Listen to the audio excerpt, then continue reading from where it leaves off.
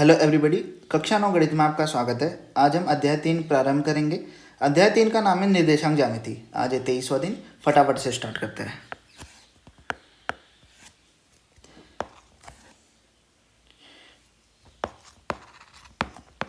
Day 23, 23वां दिन कक्षा 9 गणित का है। अध्याय 3 का आज पहला दिन है। अध्याय 3 काफ़ी छोटा अध्याय है, जैसा कि आप देख सकते हो यहाँ पर। इसमें कुल मिलाकर 18 पेज है, ठीक है। केवल 18 पेज है इस पूरे अध्याय में, ठीक है। और 3 प्रश्नावली है। हर एक प्रश्नावली में 2 प्रश्न है, ठीक है। पहली प्रश्नावली किसी काम की नहीं है, तो कुल मिलाकर वैसे 6 प्रश्न है, लेकिन उनमें से 4 प्रश्न हमारे काम के होंगे, ठीक है। तो अध्याय 3 प्रारंभ करते हैं, निर्देशांक ज्यामिति, ठीक है। अब क्या होता है निर्देशांक ज्यामिति? इसे प्रारंभ करने से पहले हम चलते हैं, इसे किसने विकसित किया। यहाँ पर देख सकते हो आप, प्रारंभ में फ्रांसीसी दार्शनिक और गणितज्ञ रेने दकार्ते ने इस अध्ययन को विकसित किया, ठीक है। तो आपको बस ये नाम याद रखना है, रेने दकार्ते, ठीक है। ये उनकी इमेज है, यहाँ पर देख सकते हो, फ्रांसीसी गणितज्ञ की, ठीक है। अब देखो इनके बारे में यहाँ पर कुछ बातें लिखी हुई है। ये देखो, इसमें लिखा है, कुछ लोग प्रातःकाल में बिस्तर पर लेटे रहना पसंद करते हैं। यही आदत 17वीं शताब्दी के महान फ्रांसीसी गणितज्ञ रेने दकार्ते की थी, परंतु वह आलसी व्यक्ति नहीं था। वह यह समझता था कि बिस्तर पर पड़े पड़े ही अधिक चिंतन किया जा सकता है।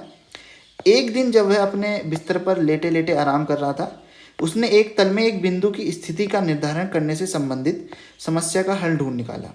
जैसा कि आप देखेंगे, उसकी विधि अक्षांश व देशांतर की पुरानी विचारधारा की एक विकसित रूप थी। एक तल के एक बिंदु की स्थिति ठीक है, निर्धारण करने में प्रयुक्त पद्धति को दकार्ते के सम्मान में कार्तीय पद्धति कहा जाता है, ठीक है। तो ये इनके बारे में कुछ बातें थी। अब देखो यहाँ पर मेन पॉइंट क्या था। मेन पॉइंट इधर देखो, एक तल में किसी बिंदु की स्थिति का निर्धारण, ठीक है। मतलब अभी तक हमने क्या किया, हमने संख्या रेखा पढ़ी, ठीक है, जो कि आपकी वास्तविक संख्या रेखा थी। उस संख्या रेखा पर जो हर एक बिंदु था वो किसी अद्वितीय वास्तविक संख्या को निरूपित करता था। जैसे ये 1 को कर रहा है तो ये 2 को कर रहा है, ये 3 को, ऐसे करके यहाँ माइनस, ऐसे करके चलती जाती थी, ठीक है, दोनों ओर। तो ये थी आपकी संख्या रेखा। आपने किसी संख्या रेखा पर तो बिंदु का निर्धारण करना सीख लिया था, परंतु अब बात हो रही है तल की। किसकी? तल की। तल मतलब एक प्लेन। जैसा कि आप इस इमेज को देखो गौर से। अब देखो यहाँ पर ये पूरा इमेज है आपकी, ठीक है।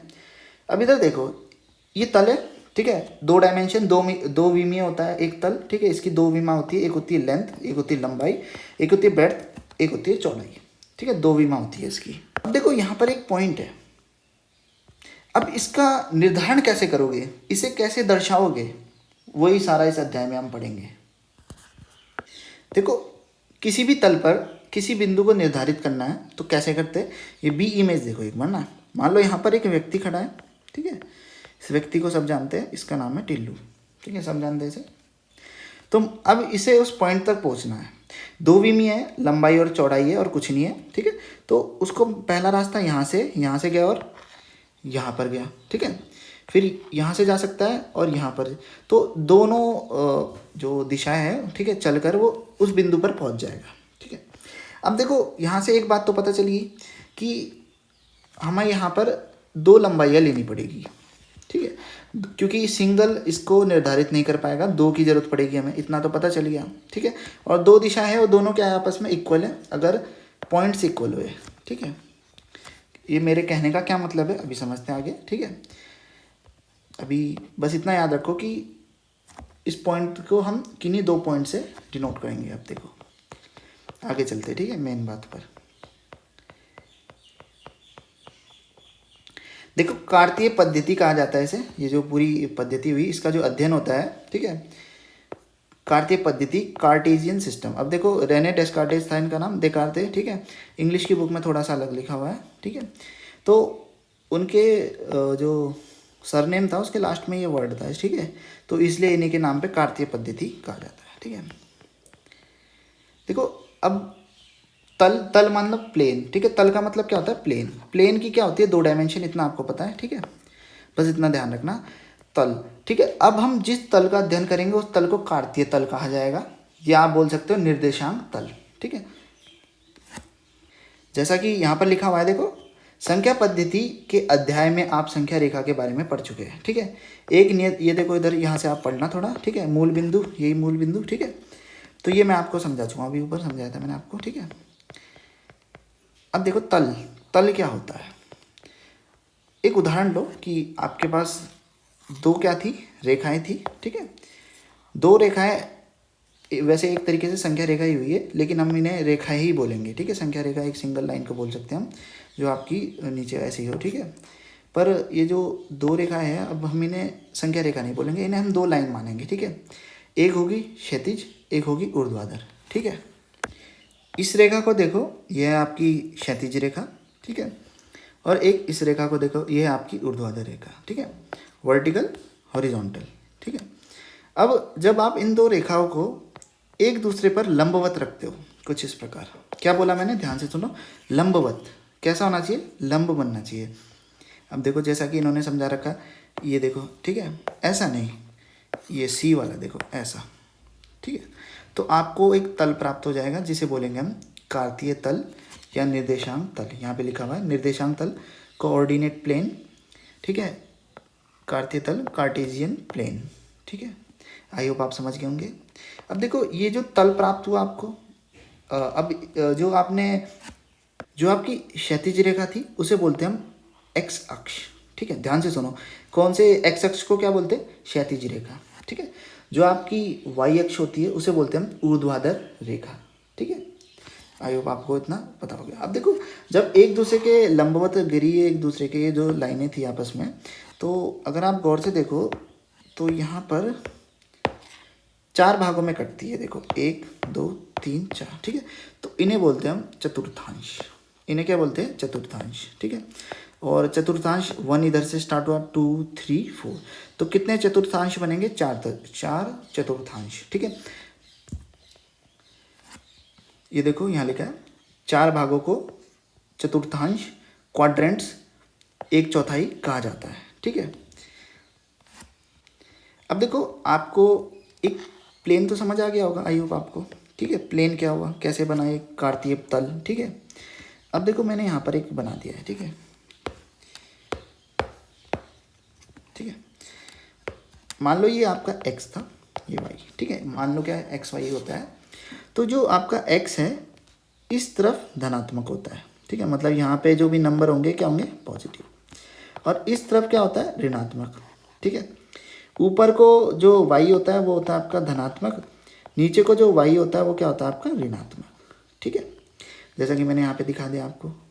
अब ये जो आपस में एक बिंदु पर काटा इन्होंने, देख रहे हो, जब ये आपस में एक दूसरे के लंबवत लगे, ठीक है, तो एक बिंदु था यहाँ पर, इस बिंदु को बोलते हैं हम, रुक जाए एक सेकंड ना, इसे मिटा दो।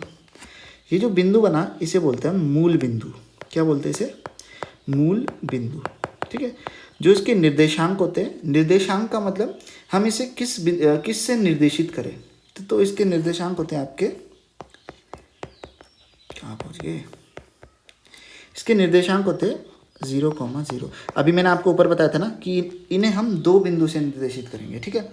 तो आज आशा करता हूँ एक्स और वाई से अच्छी तरह रूबरू हो गए होंगे, अवगत हो गए होंगे, ठीक है। क्योंकि एक्स और वाई का काम है, ठीक है। आप कोई भी तल में, किसी भी तल में कोई भी बिंदु हो, आप उसे कैसे निर्देशित करोगे, एक्स कॉमा वाई के रूप में। कैसे निर्देशित करोगे, एक्स कॉमा वाई के रूप में। अब कैसे करोगे एक्स कॉमा वाई के रूप में, एग्जाम्पल से हमें सब क्लियर हो जाएगा, A to Z, ठीक है। कुछ बातें और है बताने की तो बता देता हूँ आपको मैं, ठीक है। जैसे यहाँ पर देखो, आ जाओ, ठीक है, सीधा आते हैं। अब जैसे ये P बिंदु है, अब इसके निर्देशांक क्या होंगे, मैंने आपको क्या बताया, x और y से देखेंगे हम, किससे देखेंगे, x और y से। तो देखो x, देखो x कितना है आपका, 4, ठीक है। x क्या है, 4, ठीक है। अब ये देखो 4 जो दूरी है वो कहाँ से ली गई है, वो ली गई है आपके y अक्ष से। इस y अक्ष को देखो, इससे ली गई है 4, ठीक है। तो ये जो 4 हो गया, पहले 4 लिखो, मैंने क्या बताया, x कॉमा वाई के रूप में होंगे, ठीक है। अब देखो x अक्ष से जो दूरी ली गई वो कितनी ली गई, 3, ठीक है, 4,3। मैं ऐसा क्यों बता रहा हूँ, आपको कंफ्यूज नहीं होना है, बस इतना याद रखना कि जो आपकी x अक्ष की दूरी है वो अक्ष की दूरी नहीं, मतलब जो एक्स अक्ष का निर्देशांक होगा, जैसे ये अलग अलग होंगे ना, ये होगा एक्स अक्ष का निर्देशांक, ये होगा वाई एक्स अक्ष का निर्देशांक। तो मेरे कहने का मतलब क्या है, ये जो एक्स कमा वाई है, ठीक है, ये आपके कोऑर्डिनेट्स हो गए, ठीक है, एक्स और वाई आपके किसी बिंदु के निर्देशांक हो गए, एक्स कमा वाई। तो ये जो है ये आपको एक्स निर्देशांक बताता है, ये आपको वाई निर्देशांक बताता है, ठीक है। तो जो एक्स निर्देशांक होता है वो वाई अक्ष से दूरी होती है बिंदु की, ठीक है, वाई अक्ष से बिंदु की दूरी, इसे बोलते हैं हम। ये देख रहे हो 4, यही तो है ना, ये देखो 1 2 3 4, वाई अक्ष से दूरी हो रही है ना इस बिंदु की, और एक्स में एक्सिस में है, ये एक्स अक्ष में है, तो इसे बोलते हैं हम एक्स अक्ष के निर्देशांक। जो वाई अक्ष का निर्देशांक होता है वो होता है आपका एक्स अक्ष से बिंदु की दूरी, ये देख रहे हो वाई अक्ष, एक्स अक्ष है वाला, ठीक है, इससे जो बिंदु की दूरी है उसे बोलते हैं हम वाई अक्ष के निर्देशांक, ठीक है। बस इतना आपको पता होना चाहिए, ठीक है। इसे मिटा देता हूँ, ये नॉलेज के लिए था, ठीक है। अब हम कैसे करेंगे प्रश्न को देखते हैं। आपने देखना है पी, एक्स में देखा 4, वाई में देखा 3, तो इसके निर्देशांक आपको मिल गए, ठीक है, समझ गए होंगे योग। अब मान लो ये क्यू देखो, एक्स में देखा आपने -6, वाई में देखा आपने -2, ठीक है, एक्स में -6 देखा, वाई में -2 देखा, मिल गया आपको, ठीक है। और अब एक और बात बतानी थी आपको, ठीक है, ये आपका कोई कार्तीय तल था, ठीक है, मान लो कोई बिंदु आपका ये, ठीक है, ये मूल बिंदु होता है, ये 1 ये 2, कोई बिंदु आपका यहाँ पर था, ठीक है, यहाँ पर था आपका कोई बिंदु, ठीक है, ये केवल एक्स अक्ष पर था। अब देखो एक्स अक्ष पर वाई का तो कोई मान नहीं होगा ना, तो इसके निर्देशांक क्या होंगे, x, 0 के रूप में होंगे। यहाँ पर x क्या आपका 1, ठीक है। और ऐसे ही मान लो आपका कि जो बिंदु था वो है आपका y अक्ष पर, ठीक है, y अक्ष पर x का कोई मान नहीं होगा, y एक्सिस पर x का कोई मान ही नहीं होगा, ये तो कॉमन सेंस है। तो इसके जो निर्देशांक होंगे वो 0, y के रूप में होंगे, ठीक है, ये आपको पता होना चाहिए। अब जैसे यहाँ पर ये देखो n का क्या मान होगा, अब देखो n को, n देखो n है आपका y अक्ष पर, y एक्सिस पर है n आपका, ठीक है। तो y एक्सिस पर आपका x का मान क्या होता है 0 और y का मान है आपका 3 यहाँ पर, तो n के निर्देशांक ये हो गए, ठीक है। ऐसे ही m का देखो, ये m जो है आपका x अक्ष पर है, ठीक है। अब x अक्ष पर y तो 0 होता है लेकिन x तो होता ही है, ठीक है। निर्देशांक हमेशा x, y के रूप में होंगे, ठीक है। अब x यहाँ पर 0 हो गया और y यहाँ पर 0 हो गया, ठीक है, आई होप आप समझ गए होंगे। और ये मूल बिंदु था, मूल बिंदु क्या होता है 0, ठीक है। अब Q का बता दिया, R का देखो, R ये R है, ठीक है। अब X अक्ष पर है, X अक्ष का मान रखो Y का 0, ठीक है। S देखो, S आपका Y अक्ष पर है, तो X अक्ष का मान 0 हो जाएगा और Y का 0।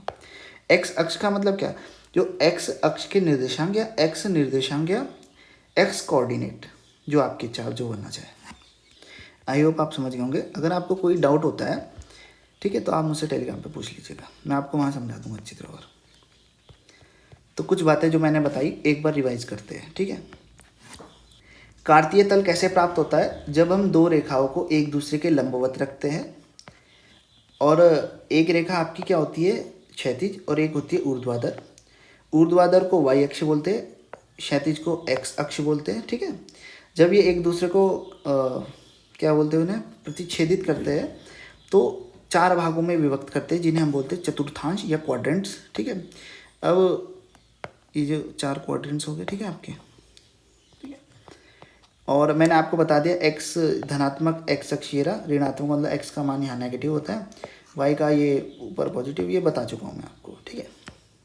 एक और बात ध्यान रखना, देखो अगर कभी आप कार्तीय तल बनाते हो, ठीक है, तो x को तो ऐसे डिनोट करोगे, ठीक है, तो y को ऐसे मत कर देना, ठीक है। y को कैसे करना होगा आपको, y को करना होगा ऐसे, ठीक है। बस थोड़ा मिस्टेक हो जाती है ना बच्चों को बनाने में, इसका ध्यान रखना, ठीक है।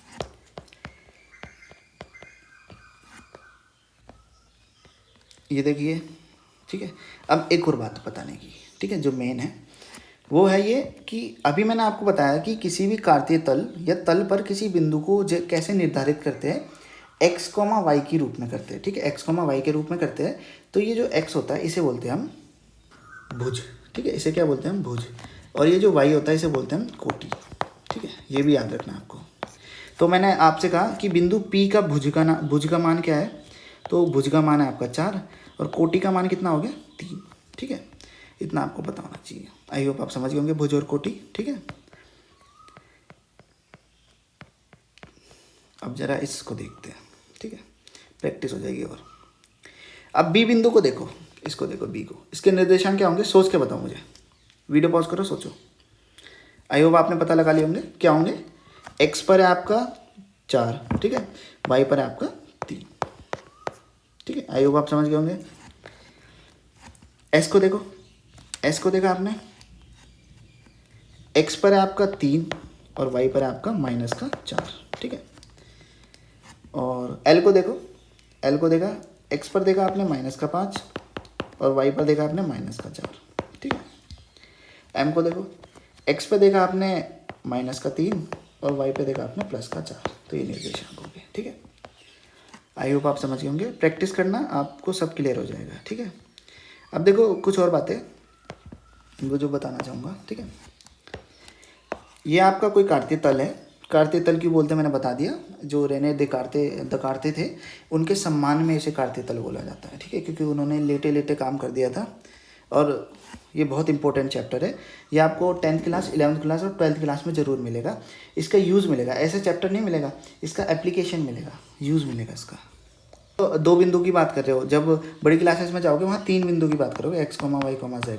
ठीक है, तब पता चलेगा कितना यूज़ था इसका। अभी थोड़ा बहुत समझ लो, क्लियर हो जाएगा। ये आपके 2 तल की बात हो रही है, वहाँ पे आपका 3D हो जाएगा, 3 तल हो जाएगा, ऐसा कुछ बनेगा वहाँ पर आपका। ठीक है, वहाँ पर आपका 3 तल बनेगा। ठीक है, ऐसा कुछ। अभी इसे ही कर लो। ठीक है, अब देखो मैंने आपको क्या बताया, यहाँ पर आपके 4 चतुर्थांश बने, पहला, दूसरा, तीसरा और चौथा। ठीक है, तो अभी से पहले चतुर्थांश को देखो, आपको पता है इधर x धनात्मक होता है और इधर y धनात्मक, तो जो इसके निर्देशांक होंगे वो दोनों धनात्मक होंगे। Common sense. आपको पता है यहाँ पर x ऋणात्मक होता है, यहाँ पर y धनात्मक होता है। ठीक है, तो जो इसके निर्देशांक होंगे माइनस का और प्लस का होगा। Common sense. ठीक है, और मतलब अगर आप किसी बिंदु को देखो, आपने देखा -2,3, तो आप सीधा कहोगे अरे ये तो सेकेंड क्वाड्रेंट में आपका, द्वितीय चतुर्थांश में आपका। ठीक है, कॉमन सेंस, इतने ताकतवर बन जाओगे आप। अब आपने यहाँ देखा, यहाँ पर x आपका नेगेटिव होता है और y भी नेगेटिव होता है, तो जो इसके निर्देशांक होंगे माइनस के फॉर्म में होंगे। यहाँ पर x आपका धनात्मक हुआ और y ऋणात्मक हुआ, मतलब इसके जो निर्देशांक होंगे प्लस माइनस के रूप में होंगे। ठीक है, ये कॉमन सेंस की बात थी कुछ। ठीक है, जैसे अगर आपने किसी पॉइंट को देखा, मैंने आपके सामने रखा 4,-5, तो आपने देखा झट से आप सीधा गए इधर, आपको पता चल गया ये आपका क्या है, 4th क्वाड्रेंट में। आपको इतनी प्रैक्टिस करनी पड़ेगी इसकी। ठीक है, आई होप आप समझ गए होंगे। और कुछ बचा है बताने को, बता देता हूँ। ठीक है, प्रश्नावली 3.2 और 3.3 हम अगली वीडियो में देखेंगे। काफ़ी छोटा अध्याय है, 2 वीडियो में ख़त्म हो जाएगा। ठीक है, अब देखो ये एक और उदाहरण दे रखा है। अब कुछ नहीं है इसमें, देखो अब b के निर्देशांक बताओ। मैंने अभी आपको बताया b है y अक्ष पर। ठीक है, y अक्ष पर x का मान 0 होता है और y का मान 3 है। ठीक है, अब c है आपका x अक्ष पर इसका मान है -5 और y का मान 0 होगा x अक्ष पर। ई देखो, ई आपका 2/3 हो गया x अक्ष पर और y अक्ष पर 0 होगा। Common sense. ए देखा, ए होगा 4,0। क्यों होगा, क्योंकि 4 आपका x अक्ष पर है और y का कोई मान ही नहीं होता, x अक्ष पर 0 होता है। ठीक है, अब डी देखा, डी आपका क्या था, y अक्ष पर, और y अक्ष पर x का मान 0 होता है और y का मान -4। ठीक है, लिखा हुआ है इधर। ठीक है, आई होप आप समझ गए होंगे। देखो यहाँ पर भी लिखा हुआ है मूल बिंदु के निर्देशांक 0,0 होते हैं। ये सब बातें मैं आपको बता चुका हूँ। ठीक है, ये वाली बात भी बता दी मैंने। ठीक है, अब मेरी बात तो बताने के लिए कुछ बचा नहीं है इसमें। अब प्रश्नावली करेंगे सीधा डायरेक्ट। ठीक है, अब कुछ बचा नहीं है बताने को। ठीक है, तो प्रश्नावली देखने से पहले एक बार हम रिवाइज करना चाहेंगे। ठीक है, तो सबसे पहले जो निर्देशांक पद्धति थी, या आप बोल सकते हो निर्देशांक ज्यामिति, कोऑर्डिनेट सिस्टम, इन्हें रेने दकार्ते ने खोजा। ठीक है, आलसी नहीं थे, लेटे लेटे खोज दिया इन्होंने। ठीक है, और ये किससे डील करता है, मतलब इसका मेन काम क्या है। इसका मेन काम है किसी भी तल पर, ये तल है आपका। ठीक है, किसी भी बिंदु की स्थिति का निर्धारण। कोई तल है, उस पर हम किसी बिंदु की स्थिति का निर्धारण कैसे करेंगे। अब आपको इसका यूज़ कहाँ होता है, मेन ना, इसका यूज़ होता है कंप्यूटर साइंस में। कंप्यूटर साइंस में इसका काफ़ी यूज़ होता है, ठीक है। कंप्यूटर साइंस में क्यों हुआ, मान लो आप कोई, खैर अभी आप छोटी क्लास में हो, लेकिन मान लो अगर आप कोई ऐसा डिज़ाइनिंग कर रहे हो जिसमें आपको केवल यहीं पर रंग चाहिए, देख रहे हो इधर, यहाँ पर रंग चाहिए, तो आप इसे इसमें ही कैसे रंग दोगे, तो आप इसके क्या लिखोगे, कोऑर्डिनेट्स, और इस पर कलर करोगे, ठीक है। ये केवल एक छोटा सा एग्जांपल बताया मैंने। जैसे आप कभी किसी एग्ज़ाम में बैठते हो, खैर अभी बड़े एग्ज़ाम में नहीं बैठे होंगे, लेकिन वहाँ पर क्या होता है कि सीटिंग अरेंजमेंट होता है, यहाँ देख रहे हो ये सीटिंग अरेंजमेंट है, ठीक है। कंप्यूटर्स, जैसे मैं एक एग्ज़ाम दे के आया था, वहाँ पे कंप्यूटर्स लगे हुए थे, ठीक है। तो कैसे थे वो, सीटिंग अरेंजमेंट हुआ था वो पूरा एक, ठीक है। कंप्यूटर्स लगे हुए थे, मेरा नाम वहाँ से चढ़ा और सीधा यहाँ पर कहीं बैठा था मैं, ठीक है। तो मतलब एक अरेंजमेंट था, मेरा कोऑर्डिनेट बनाया गया था एक अच्छी तरह, ठीक है।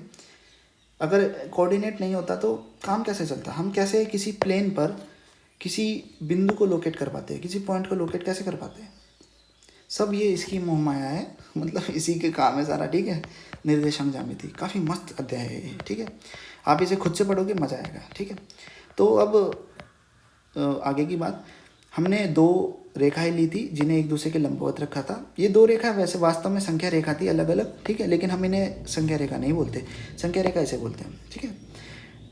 इनमें संख्याएं थी भले ही, ठीक है। ये आपका एक्स अक्ष था जो आपका क्षैतिज था, ऊर्ध्वाधर आपका वाई अक्ष था जहाँ पर काटा वहाँ मूल बिंदु 0,0 के फॉर्म में मिला, और यहाँ पर ये सब बातें आपको पॉजिटिव नेगेटिव की सब बता चुका हूँ, ठीक है।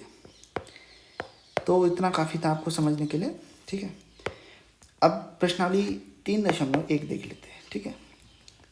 अब देखो, सड़क योजना है द्वितीय प्रश्न, ये मैं नहीं कराऊंगा, ठीक है, क्योंकि ये अजीब है। अजीब तो नहीं, आप खुद करने की कोशिश कीजिए, ये आपका बस एक तरीके से एक्सपेरिमेंटल टाइप का हो गया, ठीक है। आप कितना लॉजिकल पावर रखते हो ये आपके लिए, ठीक है। तो मैं आपको पहला बता देता हूँ, पहला भी नहीं है मेरे बताने लायक, मैंने आपको क्या कहा कि इसमें 2 प्रश्न तो खत्म है, ठीक है। 6 कुल प्रश्न है, उसमें से 2 तो खत्म है।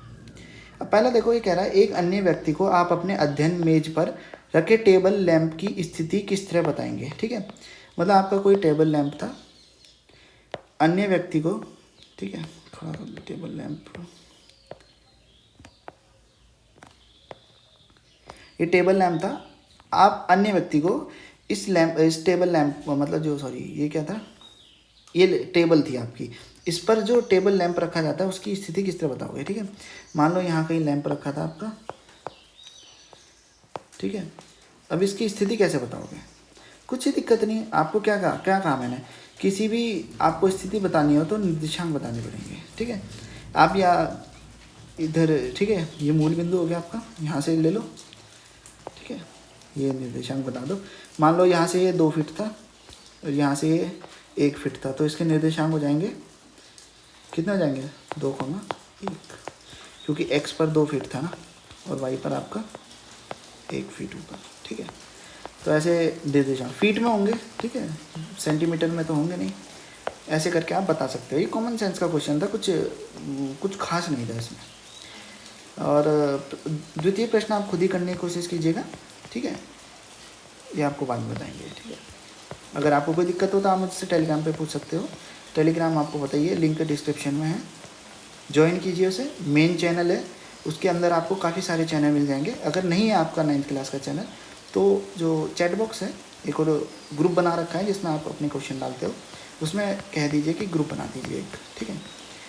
आई होप आप समझ गए होंगे, आपको अच्छा लगा हो ये वीडियो देखने के लिए धन्यवाद। अगर मेरे द्वारा फटाफट में बोलने में हो जाती है ना कभी कभी शब्द, प्रोनाउंसिएशन मतलब उच्चारण अगर कुछ थोड़ा बहुत गलत हो जाता है ना, तो उसके लिए क्षमा चाहूँगा, ठीक है। बाकी अच्छा टॉपिक था, मज़ा आया पढ़ा के, ठीक है।